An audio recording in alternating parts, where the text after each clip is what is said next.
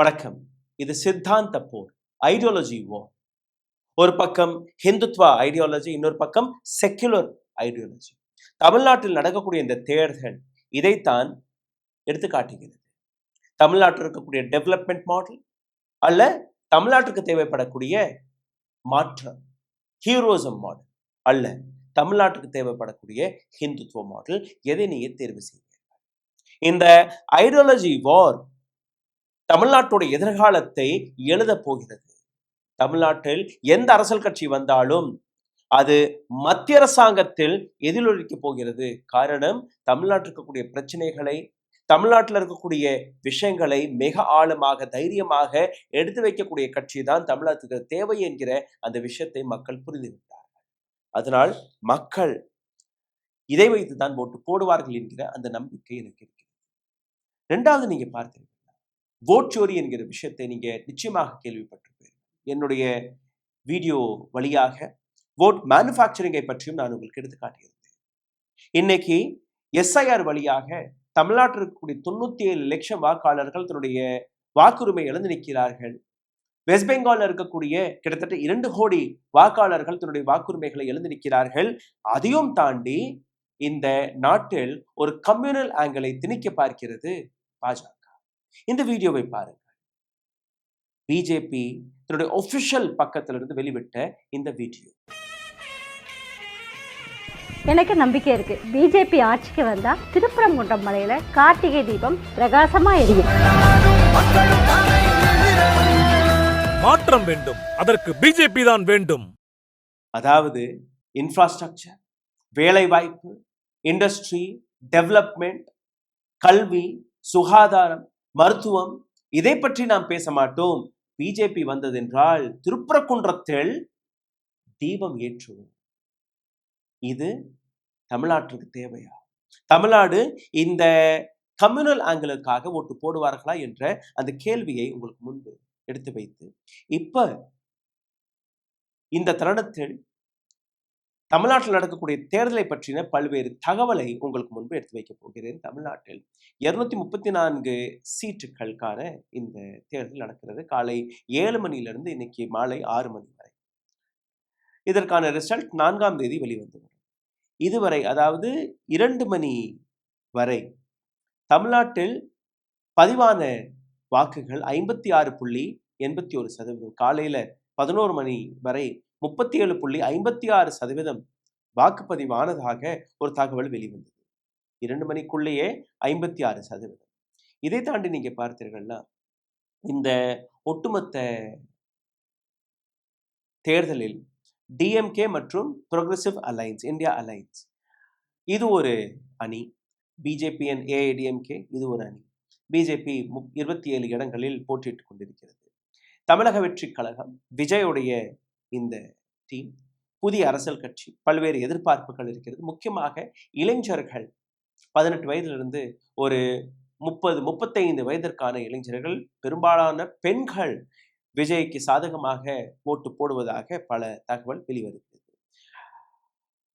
இன்னைக்கு பல்வேறு இடங்களில் பிஜேபியுடைய கேம்பெயின் தீம் இதுகளை பற்றி நீங்க பார்த்திருப்பீர்கள். டிஎம்கேவுடைய கேம்பெயின்ஸ்களை பார்த்திருப்பீர்கள். டிவிகேவுடைய கேம்பெயின்ஸ்களை பார்த்திருப்பீர்கள்.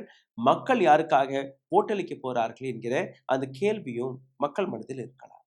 ஒரு சில நாட்களுக்கு முன்பு ஒப்பீனியன் போல் வெளிவந்தது. மார்ச்லிருந்து ஏப்ரல் மாதம் வரை பல்வேறு இடங்கள்ல இது போன்ற ஒப்பீனியன் போல்ஸ்கள் எடுக்கக்கூடிய நிறுவனங்கள் அவர்கள் எடுத்துக்காட்டிய இந்த விஷயம்.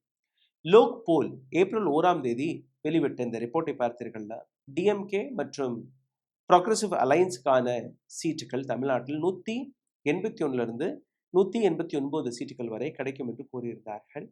ஏஐடிஎம்கே என்டிஏ அலைன்ஸிற்கு 38 42, டிவிகேக்கு ஒரு 8 10 சீட்டு, டிஎம்கே ரொம்பவே ஸ்ட்ராங்காக இருப்பதாக எடுத்து காட்டுகிறார்கள். அக்னி நியூஸ் இவர்கள் வழியாக வெளிவந்த ஒப்பீனியன் போல் 180 சீட்டுகள் டிஎம்கேவிற்கு, 50-60 சீட்டுகள் என்டிஏவிற்கு, பிஜேபி மற்றும் ஏஐடிஎம்கே. டிவிகேக்கு 0-10 சீட்டுகள் வரை இவர்களும் அதுதான் காட்டினார்கள். இங்கேயும் டிஎம்கே ஸ்ட்ராங்காக தான் காட்டினார்கள். நியூஸ் 18 ஓட் வைப் இவர்கள் வெளிவிட்ட டேட்டா படி பார்த்தீர்கள்னா, டிஎம்கேவிற்கு 90ல இருந்து 100, என்டிஏ மற்றும் பிஜேபி மற்றும் ஏஐடிஎம்கே இவர்களுக்கு 130ல இருந்து 140, டிவிகேக்கு 2ல இருந்து 6. இவர்கள் என்டிஏ தான் தமிழ்நாட்டில் அரசாங்கத்தை ஃபார்ம் செய்ய போறதாக கூறுகிறார்கள். தந்தி டிவியுடைய கணக்கு 98ல இருந்து 103 அல்ல 100க்குள்ள இவர்கள் எடுத்துக்காட்டுகிறார்கள் டிஎம்கேவிற்கு. ஏஐடிஎம்கே அல்ல என்டிஏ இவர்களுக்கு 91ல இருந்து 120, அதாவது ஹங் அசம்பிளி, வெரி க்ளோஸ் ஃபைட்டாக இவர்கள் எடுத்துக்காட்டுகிறார்கள். கிரவுண்ட்ல இருக்கக்கூடிய உங்களுக்கு நன்றாகவே தெரியும். ஜூனியர் விகடன் இவர்கள் 121 டிஎம்கேவிற்கு, என்டிஏவிற்கு 83, டிவிகேக்கு 3 என்று எடுத்துக்காட்டியிருக்கிறார்கள். அதாவது நிச்சயமாக என்டிஏ அலைன்ஸிற்கு இந்த முறை அந்த அளவில் பலமாக எடுத்துக்காட்டவில்லை. ஒரு சில ஒப்பீனியன் போல் அவர்களுக்கும் வெற்றியை எடுத்துக்காட்டியிருக்கிறார்கள். ஆனால் டிவிகே எந்த அளவில் எதிர்பார்க்கப்பட்டதோ அந்த அளவில் வருமா என்கிற அந்த கேள்வியை நாம் பார்க்க வேண்டும்.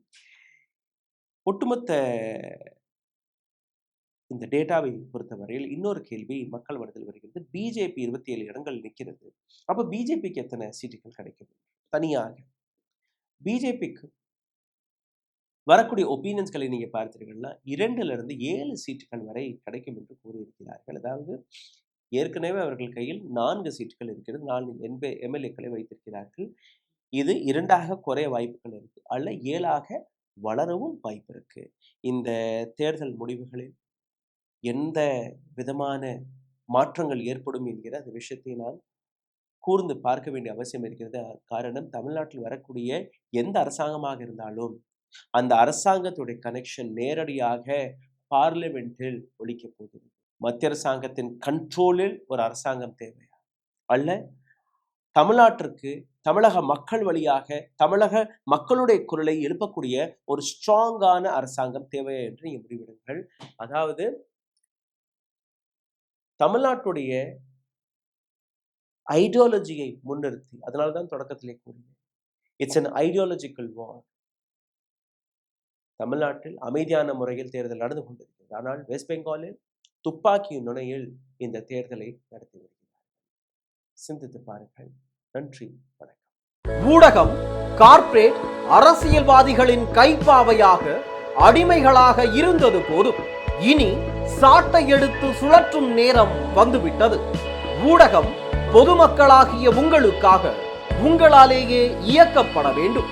ஊடக சுதந்திரத்திற்காக உங்களின் பங்களிப்பை இன்றே அளித்திடுங்கள்.